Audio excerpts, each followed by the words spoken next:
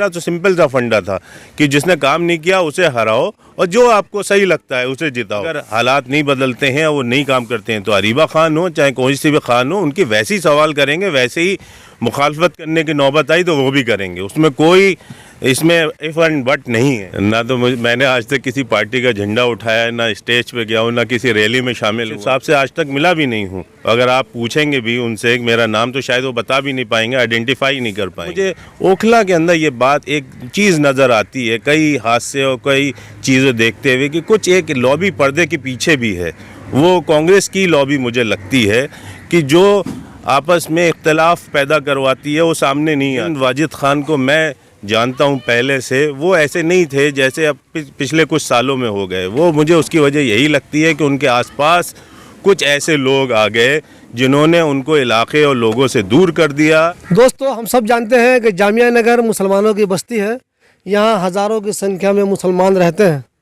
इन मुसलमानों में ज़्यादातर वैसे हैं जो रोज़ाना ऑफिस जाते हैं, ऑफिस से आते हैं, बिज़नेस करने जाते हैं, बिज़नेस करके आते हैं और रात में शाम में घर लौटते हुए 2 किलो सेब ले लिया, 1 दर्जन केला ले लिया, 2 किलो अनार ले लिया, घर आ गए, वाइफ के हवाले कर दिया और खुश हो गए कि दुनिया ऐसे ही चल रही है।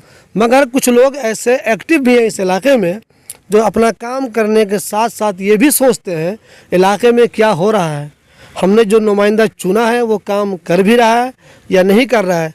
वो ख़ुद भी प्रोग्राम करते रहते हैं और जो दूसरे लोग प्रोग्राम करते हैं उनके साथ भी एक्टिवली पार्टिसिपेट करते हैं। ऐसे ही लोगों में से एक है एडवोकेट अता खान। हमने इलेक्शन से पहले एक प्रोग्राम शुरू किया था, लाइव चर्चा एमसीडी इलेक्शन 2022 के मौके पे, जिसमें हम कैंडिडेट को बुलाते थे। एडवोकेट अता खान चूँकि न्यूट्रल रहते हुए हमेशा फेसबुक वगैरह पे लिखते रहे, प्रोग्राम में बोलते रहे, तो हमने उनको भी गेस्ट पैनलिस्ट के तौर पे रखा था। हमारे बहुत सारे गेस्ट आए लेकिन जो वाजिद खान साहब थे उन्होंने आने से मना कर दिया। हालांकि मुझे उम्मीद थी कि मैं ख़ुद उनको फ़ोन करूंगा तो वो आ जाएंगे, चूँकि मैंने जब भी उनको बुलाया है, उनसे मिलने की कोशिश की है, वो हमेशा मिले हैं। लेकिन चूँकि हमारे उस प्रोग्राम का फॉर्मेट ऐसा था कि हम किसी गेस्ट को नहीं बुला रहे थे। हमारे जो कोऑर्डिनेटर थे ज़ुबैर खान सईदी साहब, वो गेस्ट को बुलाते थे। उन्होंने वाजिद खान को कोऑर्डिनेट किया, बुलाने की कोशिश की, मगर वाजिद खान फिर भी नहीं आए। वाजिद खान साहब खुद तो नहीं बोले लेकिन उनके जो लोग हैं जो उनके करीब रहते हैं उनमें से बहुत से ने कहा, हमारे सूत्र ने भी कहा, हमारे कोऑर्डिनेटर ने भी कहा, उनमें से बहुत से लोग हैं वो ये कह रहे हैं कि अता खान इंटरव्यू लेने वाला कौन होता है, आप इंटरव्यू लीजिए, अशरफ बस्तवी इंटरव्यू ले लें, अता खान इंटरव्यू क्यों लेंगे। हालांकि अता खान को हमने इसलिए रखा था कि वो हर चैनल में होता है, चाहे आप नेशनल चैनल देख लें, कुछ लोग होते हैं डिबेट में 5-6-7 लोग रहते हैं, एक गेस्ट पैनलिस्ट भी होता है, 2-4 भी होते हैं, वो भी सवाल करते हैं लोगों से, इसलिए हमने अता खान को रखा था। तो वाजिद भाई नहीं आए और अब वो हार गए। लोग ये कह रहे हैं कि वाजिद खान साहब की हार में अता खान का भी बहुत बड़ा रोल है। तो अता खान साहब मुझे ये बताइए, मैंने फेसबुक पर भी देखा, हमेशा लोग भी मुझसे कह रहे हैं कि अता खान ने पूरे 5 साल तक वाजिद खान की मुखालफत की, अब तो वाजिद भाई हार गए, तो आप तो बहुत खुशी मना रहे होंगे। देखिए, मैंने ना वाजिद खान की कभी मुखालफत की, ना वाजिद खान को हराने की कोशिश की। मैंने काउंसलर के कामों को लेके, जो काम इलाके के हालात सब जानते हैं, उसकी मुखालफत की, उस पर आवाज़ उठाई। वाजिद खान एक इंडिविजुअल है, उनसे मेरा कोई ज़ाती ना उनसे लेना देना है, ना उनसे कोई मेरी दुश्मनी है, कुछ भी नहीं। मैं काउंसलर के हमेशा सवाल किए और आवाज़ उठाई, क्योंकि इस इलाके का मैं वोटर हूँ, इस इलाके में ही रहने वाला हूँ, इस वार्ड में ही रहने वाला हूँ। तो मेरा हर तरीक़े से, चाहे समाजी हो चाहे दीनी वो हो, फरीज़ा है कि मैं आवाज़ उठाऊं, उस पर सवाल करूं और कोशिशें करूं कि इलाका, वो जगह बेहतर हो सके जहां पे हम रहते हैं। तो इसलिए वो आवाज़ उठाई। अब यूँ के इलाके के हालात ऐसे थे कि लोगों ने उनके ख़िलाफ़ वोट किया, वो हार गए और एक दूसरे कैंडिडेट को मौका दिया है। दूसरे कैंडिडेट से भी ना मेरा कोई लेना देना है, ना उनसे कोई ताल्लुक़ है।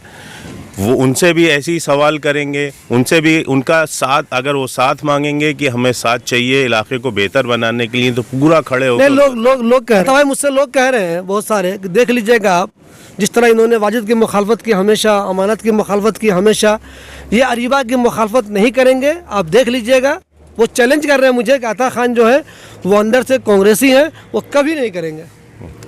ना तो मैंने आज तक किसी पार्टी का झंडा उठाया है, ना स्टेज पे गया हूँ, ना किसी रैली में शामिल हुआ हूँ, ना मैं किसी ताल्लुक़ रखता हूँ। यहाँ तक कि मैं एक बात आपको बताऊँ कि मैं जनाब आसिफ साहब से आज तक मिला भी नहीं हूँ। अगर आप पूछेंगे भी उनसे मेरा नाम तो शायद वो बता भी नहीं पाएंगे, आइडेंटिफाई नहीं कर पाएंगे। सिर्फ यहाँ पे मकसद ये था और ये फ़र्ज़ है हर एक के लिए, जो ना काम करे उसे हटाया जाए। जाहिर सी बात है, आप एक एम्प्लॉई रखते हैं, अगर वो काम नहीं करता है तो उसको आप हटाते हैं ना, दूसरा रखते हैं ना। तो सीधा मेरा तो सिंपल सा फंडा था कि जिसने काम नहीं किया उसे हराओ और जो आपको सही लगता है उसे जिताओ। वैसे ही अगर ये अरीबा जीती हैं तो इनसे भी उसी तरीके से सवाल किया जाएगा। पहले पूरी कोशिश करेंगे, मैं मिलने जाने वाला हूँ उनसे जल्दी।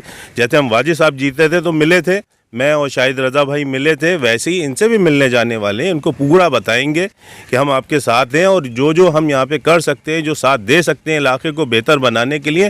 क्योंकि मैं जानता हूँ, हम सब जानते हैं कि जो अनऑथराइज इलाका है यहाँ काउंसलर के लिए काम करना बहुत मुश्किल होता है। तो हम इसलिए वाजिद साहब के पास भी गए थे, बहुत से उन्हें राय मशवरे भी दिए थे और साथ देने का पूरा वादा किया था। वैसे ही इनके पास भी जाएंगे, इनको भी राय मशवरे देंगे और पूरे साथ देने का उनसे को वादा करेंगे। उसके बाद भी अगर हालात नहीं बदलते हैं और वो नहीं काम करते हैं तो अरीबा खान हो चाहे कोई सी भी खान हो, उनकी वैसे ही सवाल करेंगे। वैसे ही मुखालफत करने की नौबत आई तो वो भी करेंगे, उसमें कोई इसमें इफ़ एंड बट नहीं है। ये बताइए, अगर आप इलाके को लेकर, पूरे जामिया को लेकर इतने ही संजीदा हैं, इतने ही जागरूक हैं, लोगों से सवाल करते हैं, तो मुझे याद नहीं आ रहा मैंने कभी आपकी पोस्ट देखी हो कि आपने दानिश से सवाल किया हो या जाकिर नगर वाले इलाके से कभी सवाल किया हो कि वहाँ भी कुछ कमी है। देखिए, मैं 188 वार्ड, इस वार्ड अबुल फजल वार्ड में रहता हूँ, इसलिए आपको दिखता होगा कि मैं ज़्यादा सवाल करता हूँ और ज़्यादा वो करता हूँ, क्योंकि मैं इस वार्ड का जो है वोटर हूँ, इस वार्ड का बाशिंदा हूँ, मैं उस वार्ड का नहीं हूँ। मुझे करना चाहिए, मैं करता हूँ, हाँ उतना नहीं करता क्योंकि मैं वहाँ नहीं रहता हूँ। ऐसे ही मैं मोदी, योगी या इन सब बातों पे कभी नहीं लिखता, नहीं बोलता हूँ, क्योंकि मुझे लगता है कि मेरी आवाज़ उन तक नहीं पहुँचेगी और कुछ मेरे बोलने से बदलने वाला नहीं है। तो इसलिए मैं वो बातें नहीं लिखता हूँ। जहाँ पे मेरी आवाज़ चाहे एक थोड़ी दूर पहुँच सके, बस मैं उतना ही बोलना चाहता हूँ। हाँ, अगर अल्लाह ने इतना मुझे वो दिया कि मैं वहाँ पे भी देख सकूँ, काम कर सकूँ, वहाँ उस इलाके के अंदर बोल सकूँ, सवाल उठा सकूँ, तो आगे और मजबूती के साथ करेंगे। मुझे अपने रिसोर्सेज, अपनी लिमिटेशन, अपनी हुदूद पता है, इसलिए मैं उतना ही बोल पाता हूँ। मैं बोलता रहूँ ज़बरदस्ती और कुछ कर नहीं पाऊँ तो उससे कोई फ़ायदा नहीं है। बहुत से लोग मुझसे कह रहे थे कि वाजिद भाई प्रोग्राम में आपके आना चाहते थे, लेकिन उनके साथ जो लोग लगे हुए हैं, जो उनको गाइड करते हैं या जिनकी बात वाजिद साहब मानते हैं, उन्होंने उनको मना किया कि क्यों जा रहे हो प्रोग्राम में, मत जाओ। आपको क्या ऐसा लगता है या लोग ऐसी झूठी बातें कह रहे हैं? नहीं, बिल्कुल ये बात हकीकत है। वाजिद साहब जो है आ जाते हो, 2017 में भी प्रोग्राम में आए थे और उन्होंने, जैसा आप लोग ने मुझे बताया था कि उन्होंने टाइम दे दिया था उस दिन 10:30 बजे का, उसके बाद उन्होंने अगले दिन मना किया। वो बिल्कुल जो उनके साथ लगे हुए लोग हैं, जिनको सियासत की लैंग्वेज में रणनीतिकार कहा जाता है, उन कुछ लोग जो है उनको ऐसी राय देते हैं, क्योंकि जिन वाजिद खान को मैं जानता हूँ पहले से, वो ऐसे नहीं थे जैसे अब पिछले कुछ सालों में हो गए। वो मुझे उसकी वजह यही लगती है कि उनके आसपास कुछ ऐसे लोग आ गए जिन्होंने उनको इलाके और लोगों से दूर कर दिया और उनको दूसरी चीज़ों में, पार्टी में ज़्यादा ध्यान देना, पैसे में ज़्यादा खर्च करना, कुछ ऐसे सलाहें दी होंगी उनको, मुझे ऐसा लगता है। तो उस वजह से ये दूर हुए लोगों से, इलाके से, और उस वजह से लोगों ने उन्हें वोट नहीं दिया, एक्सेप्ट नहीं किया दोबारा उनको। इन दिनों आसिफ भाई बहुत सीनियर कांग्रेसी हैं इस इलाके के, और अरफा खानम, उन दोनों में आमने सामने एक पंगा एक तरह का हो गया है, एक दूसरे की मुखालफत कर रहे हैं और पता नहीं है मुखालफत कहाँ तक जाएगी और दोनों में। तो आपको नहीं लगता कि कांग्रेस के लिए भी, इलाके के लिए भी और ख़ुद उन दोनों के लिए भी ये बेहतर नहीं? आपका मशवरा, चूँकि एक्टिव हैं आप, इसलिए मैं पूछ रहा हूँ आपसे, आपका मशवरा उन दोनों को क्या होगा?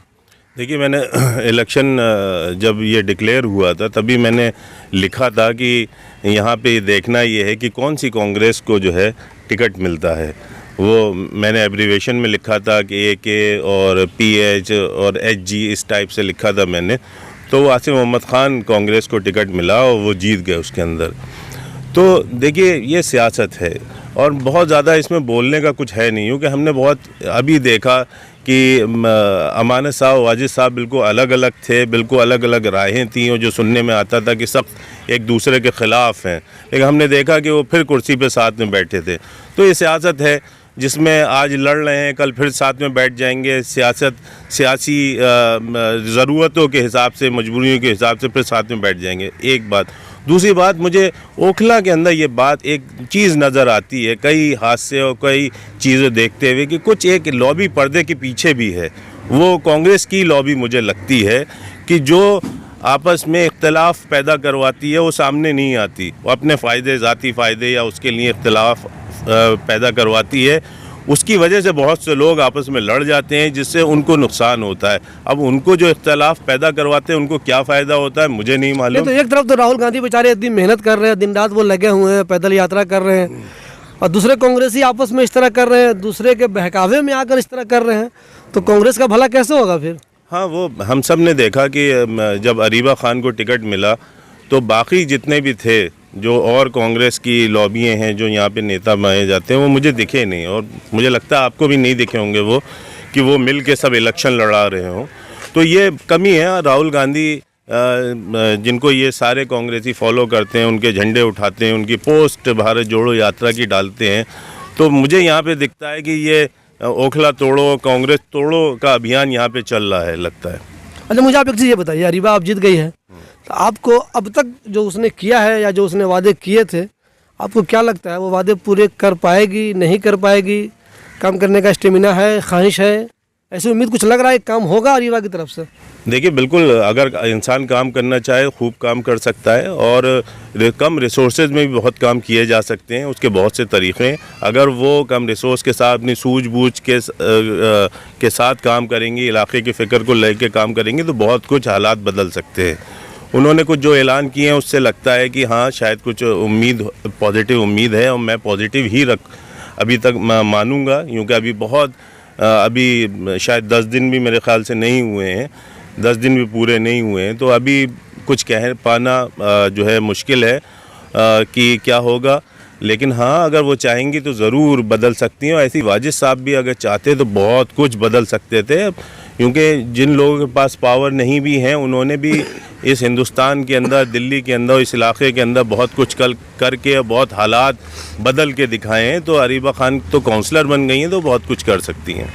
और दूसरी बात यह है कि यूँकि काउंसलर कांग्रेस पार्टी का है और आम आदमी पार्टी का एमएलए है, और ये बहुत ज़रूरी होता है कि दोनों अगर साथ में मिल के, अगर इलाके की उन्हें फ़िक्र है कि अमानत साहब और अरीबा, अमानत साहब और शोएब दानिश साहब अगर मिल के इस इलाके की फ़िक्र करें तो बदल सकता है। मैं आपको उसका एग्जांपल देता हूँ। अगर शाहीन बाग मंडी तारों के नीचे के जो सीवर लाइन है वो आसिफ मोहम्मद खान साहब ने अपने टर्म में डाली थी, जो मेरे ख्याल से 10-12 साल पहले, वो बिल्कुल बर्बाद हो चुकी है।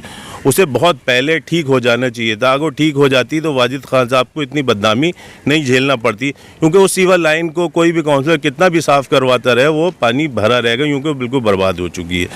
तो यहाँ पे अगर अमानत साहब साथ दें और उसे जल्दी से जल्दी करवा दें तो अरीबा उसको साफ़ करवा सकती हैं अरीबा के लिए। लेकिन अगर वो नहीं ठीक होगी, अरीबा खान चाहे कितना भी कोशिश कर लें वो साफ। इसलिए अगर इलाके की फ़िक्र अमानत साहब को है और अरीबा को है तो दोनों अलग अलग पार्टी होने के बावजूद भी दोनों साथ में बैठ के एक दूसरे की मदद, क्योंकि आफ्टर ऑल देखिए एक दूसरे को बदनाम करने, एक दूसरे को नीचा दिखाने की मंशा नहीं होना चाहिए, बल्कि इलाके को और कौम को और लोगों के भले के लिए काम करने की मंशा अगर होगी तो चाहे मुख्तलिफ पार्टी के भी लोग क्यों ना हो, वो साथ में बैठ के बेहतर काम कर सकते हैं।